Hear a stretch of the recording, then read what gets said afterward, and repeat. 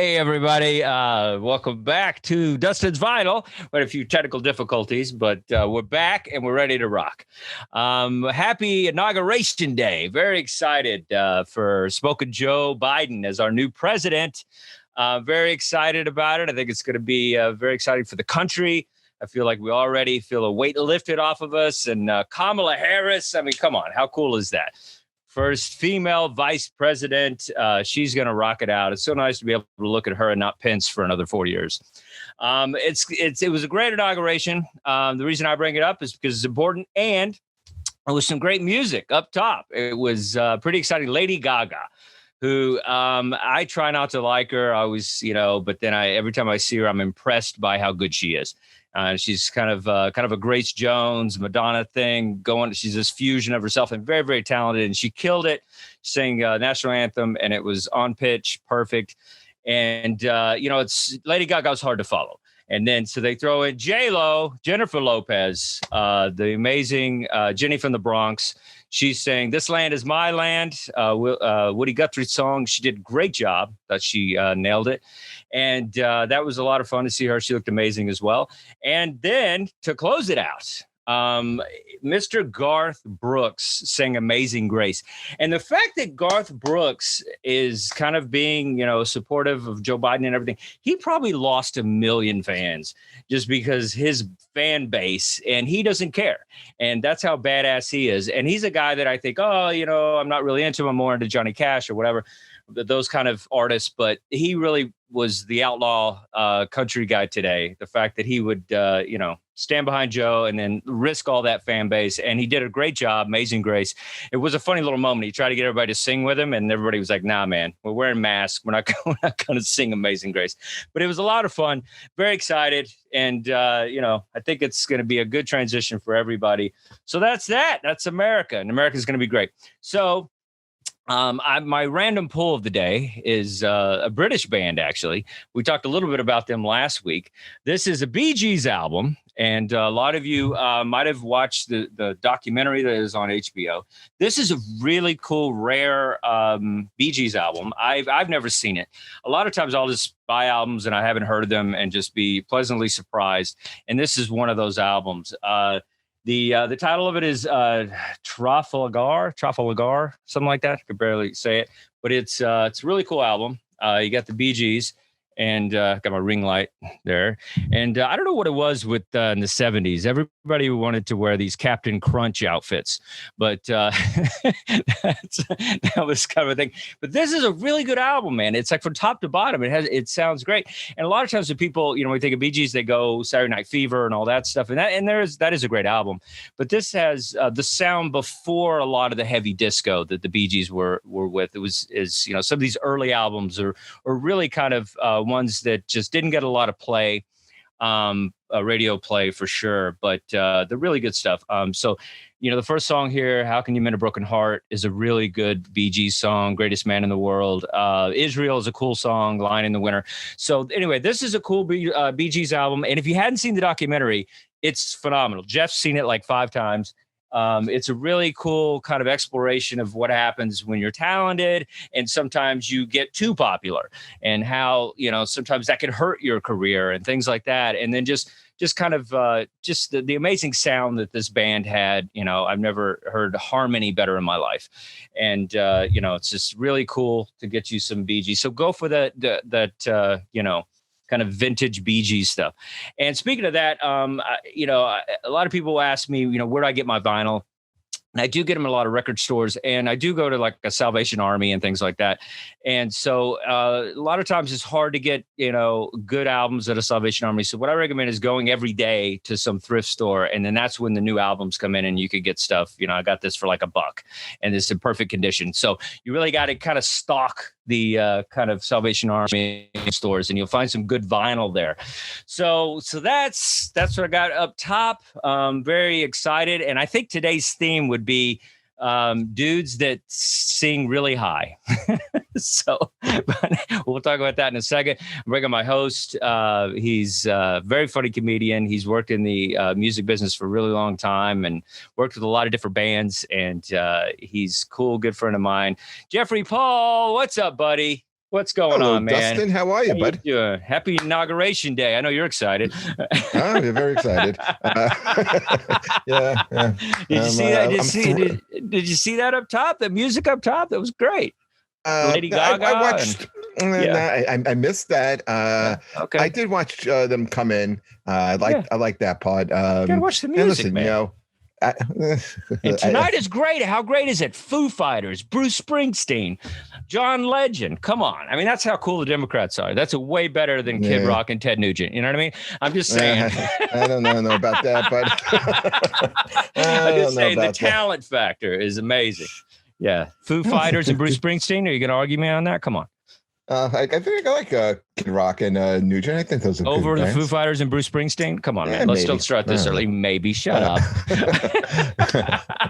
Listen, let's go back to your random poll there. Trafalgar. Yes, Trafalgar. There it is. Trafalgar. Yes. And How to Mend a Broken Heart. What an amazing song, huh? Yes, that is a great song. This is a cool album, man. I really enjoyed it. The Bee Gees, great. Talk to me. Bee Gees. What do you got? Yeah, listen, a huge Bee Gees fan. I saw that documentary 3 times already, and I tell you, man, I pick up and learn something every time I watch it.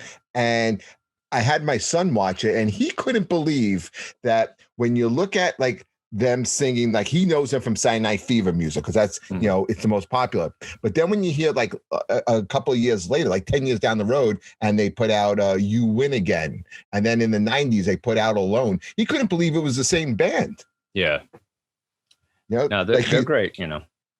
And you're 100% right. The harmonies, I think when you talk about harmonies, you look at the Bee Gees, you look at the Beach Boys, and then I know I'm missing one other band in there, and the top 3 harmony bands.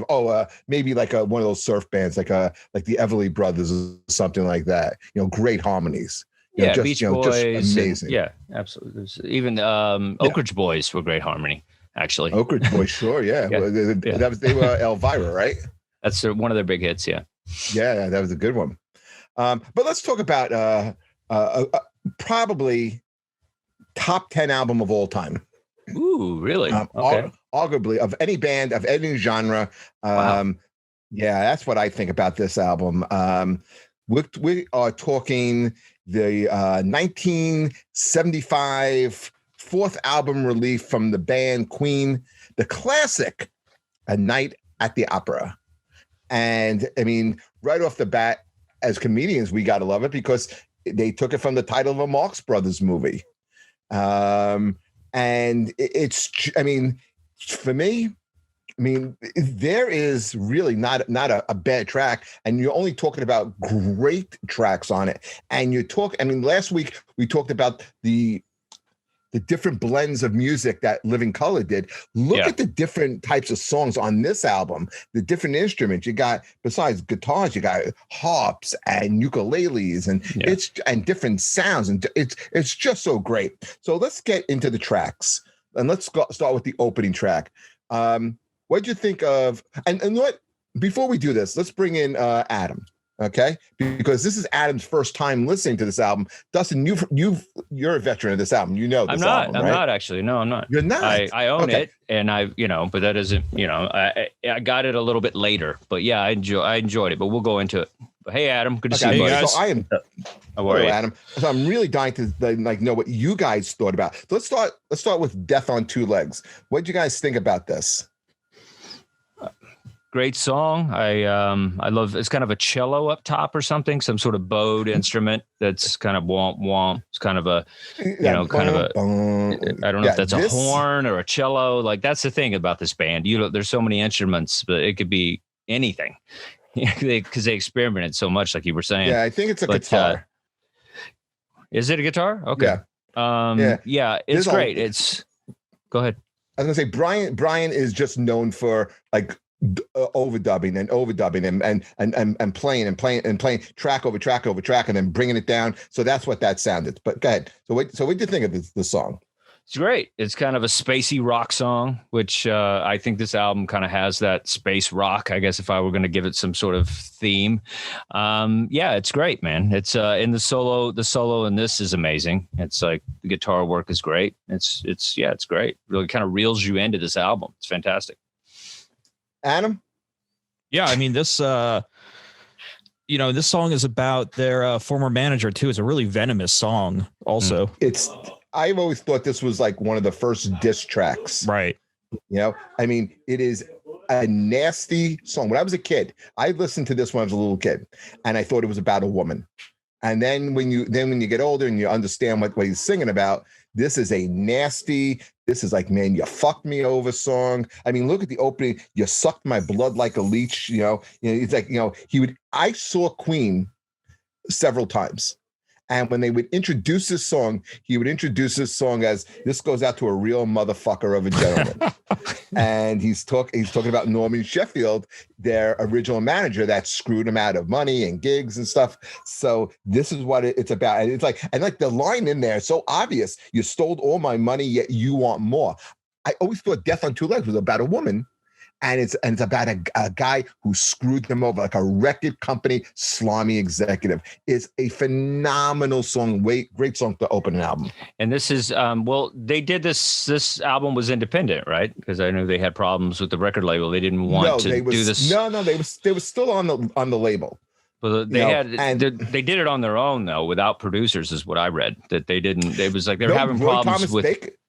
Roy Thomas Baker produced it. Did he? Okay, who already had a reputation of producing Alice Cooper down the road, actually before, and then later on, a couple of years later, he's going to produce the Cars albums and Journey and a bunch of well-known bands. So he did produce it. They didn't produce it on their own. They wrote all the songs, and every musician on this album, John Deacon, Brian May, Roger Taylor, Freddie Mercury, they're all phenomenal musicians in their own right. And they all play multiple instruments as well. Okay. But that's Death on Two Legs. And then what's great about it is the way the song just like cuts off, ends, goes into like a weird, like almost 1920s sounding Lazing on a Sunday Afternoon. Did you guys like that tune? Completely different than this track. It's very ragtime, actually. Yeah, a lot of kind of Glenn Miller, a lot of kind of just that old sound. Yeah, like that U.B. Blake type of thing, and it sounds like he's singing the song through a megaphone, but he's not. What they simply did was they took the microphone and stuck it in a tin bucket to replicate that sound. But yeah, it's such a fun song. It's like, okay, we want to screw this guy over, that for all eternity, that will always be on this album. And now we're going to get into some fun stuff. And it becomes much, much more lighthearted. So that's the second track on it. And then the third track on it is a weird song. I'm in love with my car. Did you guys like that? Yeah, I mean, that's how good this band is. They could sing about bicycles, cars. It didn't matter. That's how good they are. They could read the shampoo bottle. That's how good they are. And that's basically what this song is. It's saying, I could do whatever the fuck I want. I can sing whatever I want. It's still going to be a great Queen song. And so, yeah, it's a weird one, but it has a cool sound, though. I like it. Yeah, they all contributed. They all contributed writing. They all contributed a great song to this. And this is Roger's song, and it was almost considered a joke. Like Brian May didn't take it seriously when he brought it up. And you thought that the "I'm in love with my car" is a metaphor again for a woman. It's not. It's a guy who really loved his car. I know the car he's talking about is Alfa Romeo. He had this car. Alfa Romeo. Yeah, it was a cool car. And at the end of the song, you hear the rev in the engine. That's his car. It makes a debut on the album. But yeah, Coke was good in the 70s. I mean, that's the thing. And again, it's Roger singing it. Okay, it's Roger's song. But they all play and they all sound, great. They all it's again, with 3 songs in, you're hearing 3 different sounds and they're all great. And then let's get to the fourth track, because this is a contribution by the bass player, John Deacon, who was a quiet guy. After Freddie dies, he never performed with Queen again. You know, they did the tribute concert, and that was it. When they'd gone out, and this, like I'm wearing a Queen shirt from their last tour. Oh, you did Adam Lambert? Yeah, he was fantastic, by the way. Fantastic. But John wrote this song as an ode to his wife. I mean, just such a beautiful song. You're My Best Friend, the second single. This is a good album. song. This song sounds the most 70s of the songs. I feel like this one's the most dated, where it feels like a very radio friendly kind of, the era of that time. This is the only song that I feel sounds like it was recorded in 75, because it has kind of that feel to it, just a lot of songs sounded like this. I felt like, a lot of that kind of radio play stuff, kind of lovey-dovey stuff. Everything else is kind of has this weird angle to it. I mean, this is probably the most, kind of just basic poppy sound, I feel, of all the songs on it. Doesn't have like weird instruments and stuff. No, I think it's the reason why the record company, and this was the big dispute, what should be released first, this or Bohemian Rhapsody? And I think you're right. This is very, very radio friendly. It's a pretty song. It's a very catchy song. It's a great song in its own right, but it doesn't have the complexity that Bohemian Rhapsody is going to have when we get to it. Adam, what did you think about You're My Best Friend? You've heard this song before, right? Yeah. This is one of two songs that I heard on here before, and no, I mean, it's a very sweet song. It's catchy. It's very poppy. I think it's on 3 commercials right now. So right. Definitely very commercial friendly. Yeah. That's the thing now, to sell your catalog. Sell your catalog. Did you see what Bob Dylan sold his catalog for? Oh, yeah. $330 million. I guess he's what are you getting gonna do with that money? out. What are you gonna do with that money, man? Why can't you just leave it? It's like, generational just leave money. it there. Just leave it there, man. I hate that. It's the most un-punk rock and roll thing you can do, is sell your freaking song to Cadillac. You know what I mean? I don't know. I've heard Hendrix on car commercials, and I'm just like, come on, man. Were they playing the Purple Haze? Yeah, it might have been Foxy or something, but then Led Zeppelin, I've heard a lot. No, I think that is. Yeah. It is Foxy Lady. Yeah, right. And then Led Zeppelin, they've done some car commercials. AC/DC did a whole bunch of stuff, and it just breaks my heart a little bit. I understand it, obviously. My God, the amount of money they're making. Zeppelin hasn't sold their catalog yet. Yeah, but they've done some car commercials. If they haven't sold the whole catalog, sure. Then they gave permission. Okay, let's get back to the album, to the 5th album, and this is the space song that you're talking about. 39. Again, this is a Brian song. Brian May wrote this. He sings about it, and the song is about space travel and time and space explorers. And again, when I was a kid, I didn't understand it. Yeah, this one didn't sound spacey to me, even though that's what it's about. It sounded very Creedence, actually. It had a folky sound. Right? Yeah, it had a very folky sound to it. Yeah. This is a song that they've every time I've seen them, they've always done it in concert. They still do it in concert. Brian will come out on a stool, just do it by himself, and it fucking sounds great. He still sounds great. If Freddie wasn't in this band, Brian could have been the lead singer. Very easy. Him or Roger. They both have incredible voices. Yeah, they're kind of like the Eagles. Like they could just be interchangeable. Yeah. Glenn Fry. You had Timothy B. Schmidt who could sing. Henley. Joel Walsh. He's my favorite. Songs. I love Walsh's voice the best for some. He's not as talented, but as voice wise. But I just love it. I don't know. I just think he's. I think when it comes to Eagles, I'm kind of like a Henley guy. Yeah, that makes sense. Yeah. And then, but you dressed like Glenn Fry back in the 80s. I know you did. I do. Hey, you know what? Because I belong to the city. I belong to the city, man. I'm alone. I'm a desperado. You do.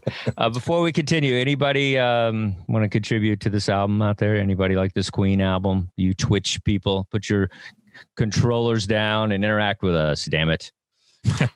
Anything? Nothing? Anybody have a favorite Queen song from this album? Yeah, we just got one person saying that You're My Best Friend is this album's pop song.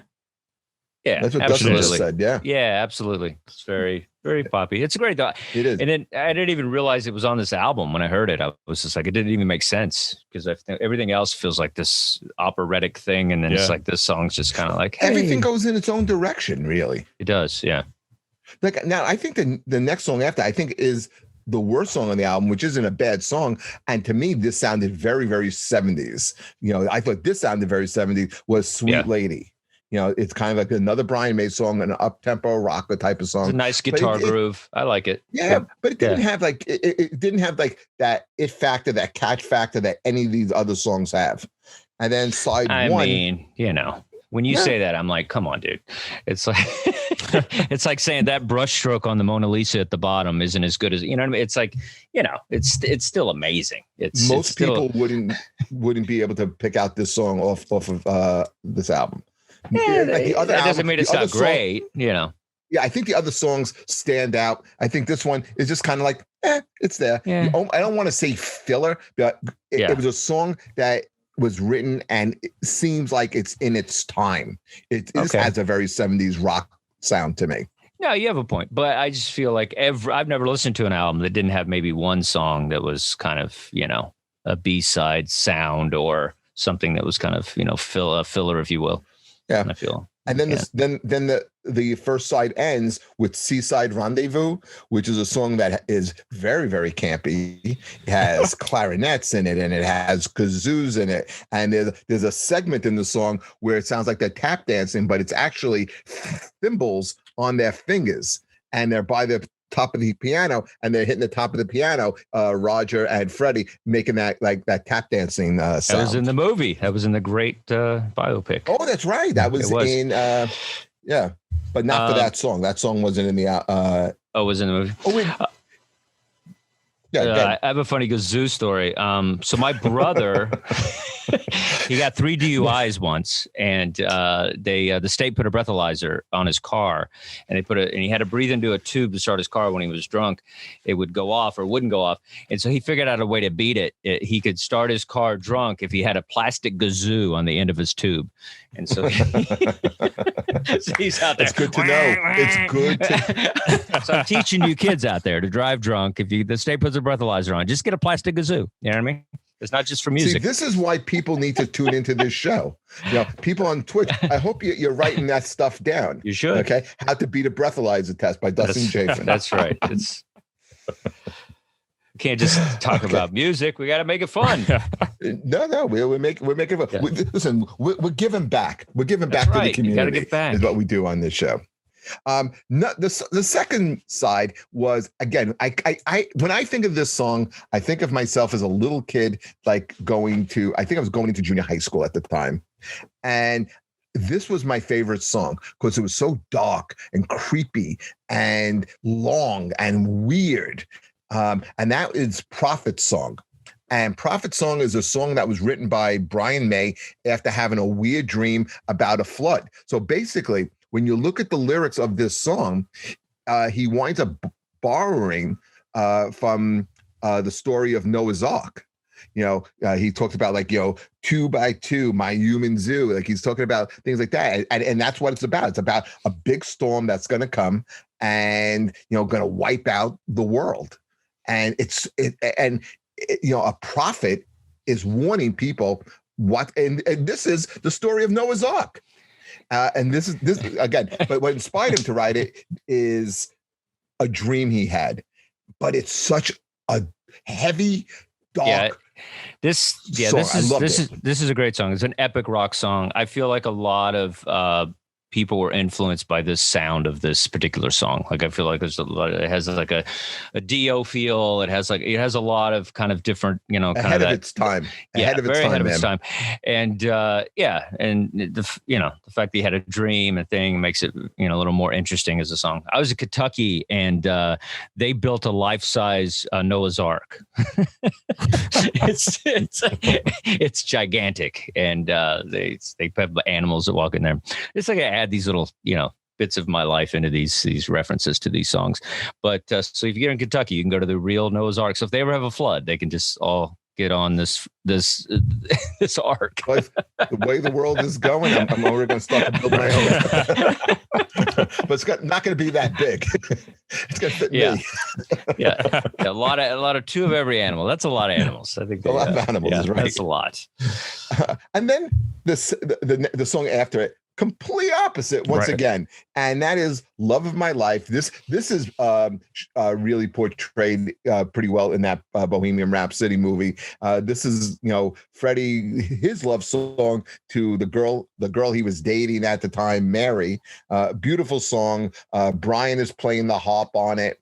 And again, it's a love song, "Love of My Life." He thought he was in love with this woman, but yeah, very few people can, use the harp and make it, cool or rock. And it's the fact that this is like a haunting love song. You know what I mean? Like it's a ballad of whatnot, but it's haunting. And especially you kind of know the backstory, kind of makes it kind of this conflict of himself and everything, with sexuality and all these things. And so there's a lot going on in this song, that he's fighting with.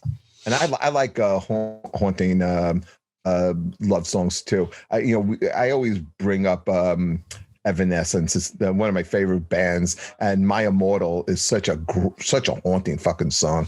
I always feel the need to plug that song. I just don't think it ever gets the credit it deserves. Adam, we got anybody? Oh, sorry. Just want to see if there's anybody. We got somebody saying about the DUI story. I hope I don't need that skill. But it's good to know. I'm the only one that hasn't been arrested in my family. I just want to put that out there. So there's more GEDs than PhDs. But yeah, so if you're in that situation, just you never know, you might need it. I wrote that down already, so I'm not leaving this show without a good life hack. Okay, that's the one I'm taking. There you go. And then the next song after "Love of My Life" is a song this is very Dixieland style, jazz style. It's Good Company. This is where Brian plays ukulele, and I think this is just kind of like a warm up for the big one. Is Bohemian Rap City. We all know this song. Well, let's go about this song for a second. Let's get into this song for a second. I thought this song was very Beatles. It reminded me of Good Company. Good Company. Good Company reminded me of kind of a lot of Beatles songs. It kind of, When You're 60, Will You Still Love Me? And, those kind of. Good. Yeah. It kind of had that feel. And I'm sure the Beatles and all that was happening at the same time. So people were kind of like doing probably these 10 kind of years songs. Earlier. That's 75. That was 60s. But it still sounds very Beatles. It's still in English. I mean, the Beatles are still kind of, influencing all of English music pretty much, even in the 70s. That's for sure. A great comparison to this song, When I'm 65. I think I could definitely hear that in this song. You're right. Yeah, I could. Okay, it's a good song. This is a good song. It's a song that gets lost because side 2 is very short with 2 really long songs, 2 epic songs. I feel like this song would probably be better if you did mushrooms. Like there's some songs like if you did some psychedelics, then I thought that was Seaside Rendezvous. I think there's a lot of weird shit going on. What do you think, Adam? You've been to a lot of raves. How do you feel about that? I like how Dustin thinks of that. You know all the raves you go to. He does. He knows what I'm talking about. Naked, he knows. And you've made out with men. And he's younger than us. He's younger than us. He's like, oh, so you're the only one that judges. All right. I'm judging. I cast. Yeah. I cast. Okay. Good. So, Adam, how do you feel about? I don't want to miss your input. Which one? Good Company or whatever? Dude. Just talk to us. I liked Good Company a lot more than Seaside Rendezvous, which I gotta say, I thought Seaside Rendezvous was the weakest, at least for me, it was the weakest song on there. And it was, I actually liked Sweet Lady. But Seaside Rendezvous to me, it was too vaudevillian. I just really couldn't get into it. Well, this band is very vaudevillian, they're very, they're like a one-man, a 4-man rock circus. Like they're right. There's so much, so much going on. It's very, big tent, kind of sound. That's, I think a lot of it is just all over the place. That's what I like about this band. They just, they were able to pull it off. About this album is the different styles. Every song basically is its own song. All their Like, music is like that. Where it's like they're different songs could be different genres altogether. Like that's what's great about this band as a whole. Is like there's so many looks on this band. You know, you can't just call it, you know, like every Motley Crue song sounds like a Motley Crue song, but this is this band that, you know, it's all over the place. It's fantastic. It's such an adventure when you listen to Queen. Right. Yeah, I think when you listen to AC/DC, everything in the Brian Johnson era, it's all the same album. It could all be one continuous album, and which is fine because I mean, Back in Black is actually a little mixed up a little. I think that particular album has a lot of depth in it. Also, but I think I know what you're saying though. I get a little defensive of AC/DC, but you know, but it's definitely, but this, you know, but nobody's like Queen, so it's like it's hard, you know, to really Rush would kind of be close, and there's certain bands that could be close of kind of like musically what they did. You know, it actually kind of reminded me of 2112 in a way because it had this kind of epic kind of, you know, kind of production to it. Yeah. Maybe this song, maybe Bohemian Rhapsody made you feel that way because you talk about a produced song and a song that's like basically like 3 songs, you know? Oh yeah. You have no idea where it's going to go. And I would love to be like, you know, how sometimes on YouTube, they'll have somebody listen to a song for the first time. I love that. Yeah, I would love to get a kid or whoever just to get someone that never heard this song before on Wayne's World or whatever. No, but me personally, I would like to just see somebody, you know, because I feel like it's just it's such a song that you have no idea where it's going to go. Like you think it's just going to be a traditional rock song, and then it goes this other direction, which is just fantastic. When it goes into the operatic part, you're like, what the fuck? And it's good, and it's good, and it's them singing. It's them actually singing. And they fought him on it. You know, they nobody thought this was going to work, and then this was the #1 song on this album. I remember being a kid, and I went with my mother. I mean, I was a little kid, and I went with my mother to. I remember we were going shopping. She go to the supermarket, and I didn't want to like go in the aisles with her. And in the shopping plaza where the supermarket was a record store, and so every time I would go with her, she would give me money so I can buy a single. You remember a 45? And that was the 45 I bought was Bohemian Rhapsody. The first time I heard it, that's not bad. I love that part. I like that part in the movie too. Oh yeah, so good. Anything out there? Anybody want to contribute? We'd like to hear what you have. What you have about A Night at the Opera by Queen. Talk to us, people. Let's see anybody. Happy Miss Gift says, good company was a good lead in. Knowing what is coming makes it better. It is great when you kind of like know the album. And then when you listen to it again, it's like, that's when sometimes albums are so enjoyable because you know the lead up is going to be this or the follow song and stuff. So yeah, it is a lot of fun. It is. I mean, it's like a story. This whole thing is just so fantastic. What would you have been like? I was just going to say, I was, you know, listening to it for the first time. I was surprised that Bohemian Rhapsody was the next to last song on here. You know, you'd figure that would be closer to the top of the album. Nah, I disagree. We talked last week. We learned what happens when you put your best song first. Right. It ruins everything. So, and then the last song isn't really a song. It's kind of a almost like I would say the credits song, right?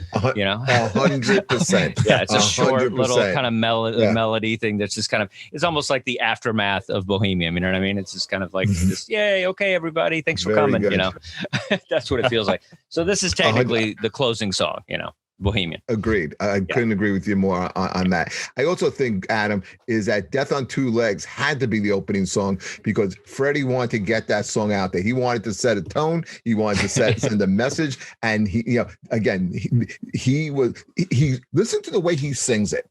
And just a little stank he puts on some of these words, like you know, you took my money, and then he got shock. You know, you just throw that in there, like you fuck. You know, I love that. I mean, it's so raw. It's so real. It's not contrived. You know, he's not playing. He hated this guy for real. You know, yeah, and this isn't made up. Yeah. And a lot of those music people were son of a bitches, man. You know, all these Motown artists got screwed out of money. All these, Elton John. Elton John had the same guy, right? The same manager for a while. Elton John had the same manager. In fact, the guy who's supposed to be managing Queen is supposed to be the same guy that's screwing Elton John, literally, in the Rocketman movie. Yeah. But so all this stuff was happening with artists and stuff. So I think, it's just like just trying to screw over the artist. It continues, you know. I have an album on Spotify, and it's like we barely get any money on that thing. Like it's a tough road for the artist. So it's like it's great to put it into, a song. Like I think that's it's a good place to put it. I'm kind of curious to know what you guys would have thought if, like, you put yourself in the record executive's position, and the band, gives you this album with this, where it sounds like nothing that has ever been released before. Would you have the guts to put it out and put Bohemian Rhapsody as the first single, which was against every convention of what AM radio was at the time? And we got to remember, in 75, AM radio was the dominant radio in the United States. Yeah, and songs were what, 4 minutes, and that was discussed in the movie as well. Minutes. The song was too long for all that kind of stuff. Yeah, I think it's like one thing that was happening in the 70s is people were starting to kind of like discover the artistic kind of things that were happening in music, and I think it's also kind of a thing you've never heard before. So it's like almost like a Zappa thing or something. Like they're either gonna love it or hate it. You just put it out there and see what happens, because you're definitely gonna say you've never heard it before. And so they took a chance with it. But yeah, I understand that. It's like sometimes you just got to throw out the weirdest thing and see if it works, and it totally worked. Would you have had the guts to put your money up behind it? Because what if it would have been a colossal bomb? You know what? You should see the things I've invested in. You know what I mean? Like I bought Beanie Babies. I bought Star Wars Phantom Menace action figures. Like the stuff I did both of those also too. Yeah, exactly. We're nerds. Yeah, right. And nobody knows who Ray Goots is, by the way. But that one was just for you, Dustin. I don't care what anyone else thinks. So I put my money in weird shit. So the fact that if I had the money, absolutely. I mean, this band is great, though. Anybody have a favorite Queen song that it doesn't have to be on this album? We're celebrating Queen. I don't know if you have a favorite Queen song. Mine's probably Another One Bites the Dust. I think that's one of my favorites. Oh, I love that song. We did I lip synced that song in third grade. Me and my buddy, we did. We won the lip sync contest. It was like, you're third grade, dude. Like, what do you mean? Why? Because I'm a kid. It's like a music class thing. Did you have an eye patch on for that one or no? I'm in third grade, dude. Like, you, out of all people, can't make fun of me ever. Like, why? Yes, I can. No, you can't. I've seen pictures of you. You can't make fun of anybody. You're from Staten Island. I'll make fun of myself. Listen, I am now Johnny from Cobra Kai. I got the mullet. I don't have the karate skills. Other than that. Yeah. Well, I'll be nice. Anyway, anybody coming in on us or no? You love Johnny. Okay. You love Johnny. I do. Johnny's the best. I hate Daniel LaRusso. I hope he dies in the fourth season. Jesus Christ. Bring back. I'd rather have Hilary Swank than Daniel LaRusso right now. No way. The guy with the ponytail. I'd rather have him. All right. Anyway. Let's see. So Mac Dave says, my favorite is Princess of the Universe. Ooh, that's a good one. And then we have Mac Dave also said, didn't another artist give Bohemian Rhapsody a bad review? And I think David Bowie encouraged putting the song out there. I did hear a story about Bowie connection to this. Who's the person who asked the question? Mac Dave. Mac Dave, do you like the song Dragon Attack? Is that a song you like? That's something that was on an earlier album. Yeah, anything? And we have Happy Miss Gift says Rhapsody, favorite one. And of course. Jay Dies a lot. I wonder how much Wayne's World played in reviving their music in the 90s. Huge. Oh, big. Yeah, absolutely. Yeah, and that's the thing is, like, the movie and also the movie, that got a lot of people, and that's, that happens a lot, I mean, Cobra Kai, we talked about that all the time. It's, and unfortunately, commercials do that as well. A song that, I've listened to a commercial. I'm like, video games. Yeah. And then you just start listening to it. And I guess, sometimes I don't like it when, people sell their catalogs or whatever, but I guess that's what it does. It takes it to another generation, but I wish people would just go out and just, seek out the albums and stuff. But yeah, definitely all that plays. And that scene is fantastic in that movie. It's so fun. The Wayne's World. Yeah. Wayne's World. So great. Like that when they start singing the thing, they put in the tape and they start going. It's so fun. But I think I got into Queen because of a movie called Highlander. And when I was a kid, they do the whole soundtrack. It's what was the hit off of that? With the whole, I don't know. It's the whole. They do Rocky. They do all. It's like the whole soundtrack. It's like it's just the a melody. Soundtrack to Flash Gordon. Yeah. Oh, that's right. That's right. Yeah, they did that as well. But I remember hearing there's a scene where he becomes the Highlander in the beginning of it, and so it's just so great that the whole soundtrack is all Queen and then swords and dudes. I mean, you can't get better than that. It's like just cutting people in half with a Queen song. Come on.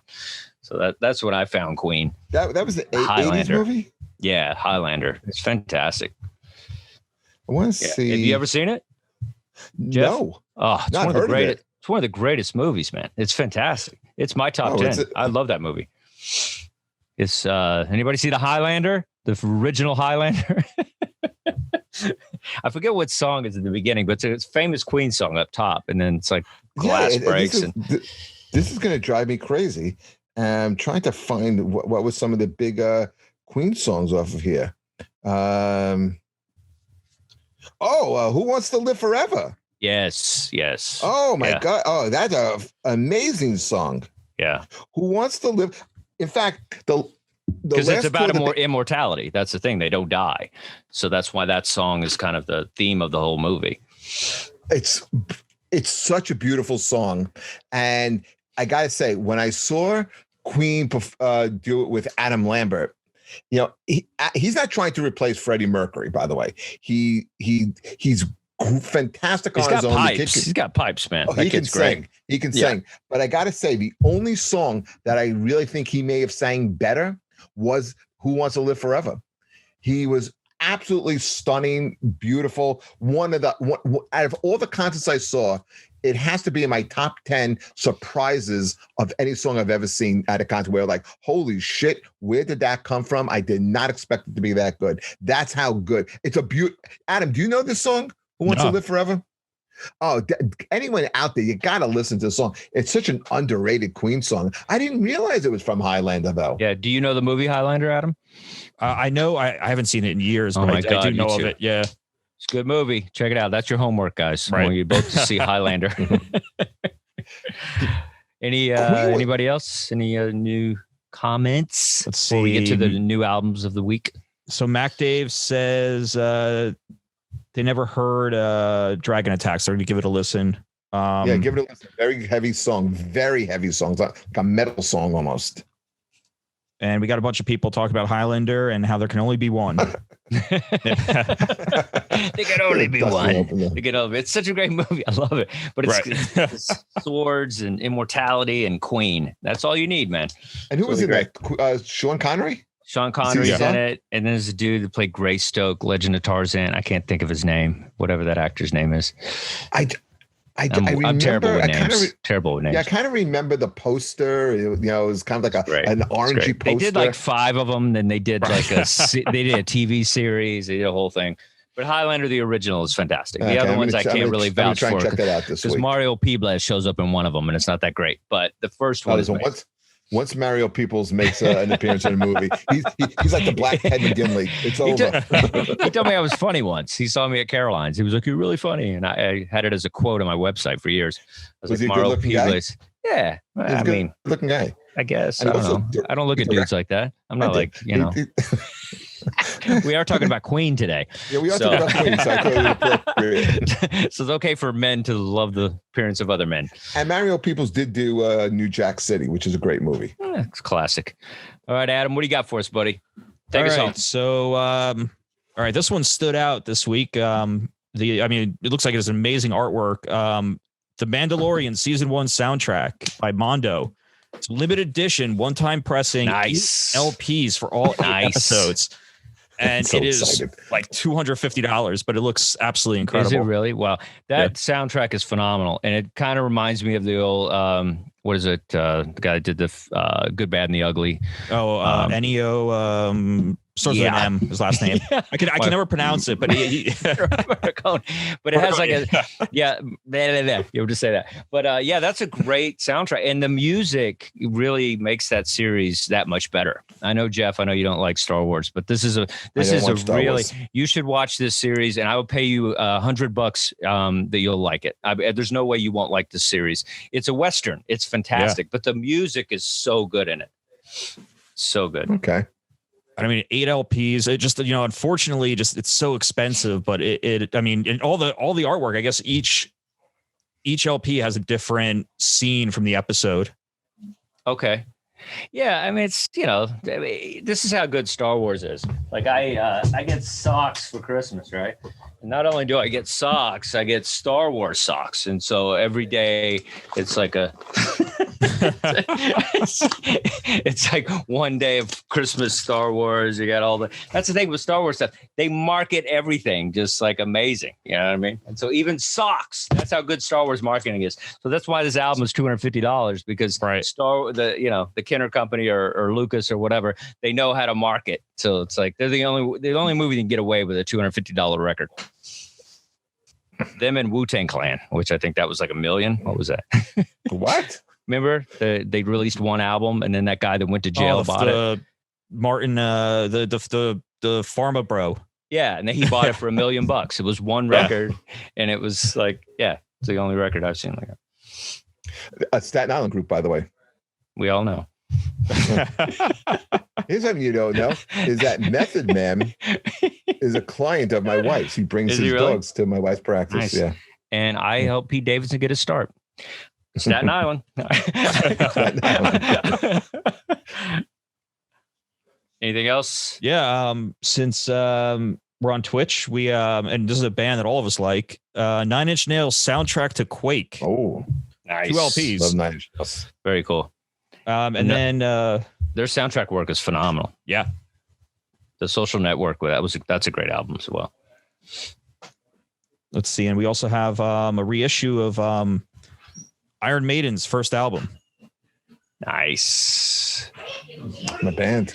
Jeff loves Iron Maiden. Very cool, guys. So get out there, get some vinyl, get some music into your life, and definitely get this album. This is the Queen's album, Night at the Opera. There's a lot of good songs on it. And don't skip to Bohemian Rhapsody. Listen to the other songs. Whole thing. The top to bottom. That's what I feel a lot of people don't do anymore, because they don't buy albums. And that's the best thing about records, is once you put it on, you got to kind of listen to it, unless you're going to like scratch your record if you're trying to get to the song. So it forces you to listen to the songs in entirety. So get this album. It's a great album. And really enjoy talking music with you guys. And check out our Facebook page. Like us on there. And please feel free to send us any suggestions for the show. If you want us to cover any albums, we would love to do that as well. And thank you guys for listening to Dustin's Vinyl. We'll see you later. Thank you, Jeff. Thank you, Adam. Hi, guys. Have a good week, everyone. Keep rocking.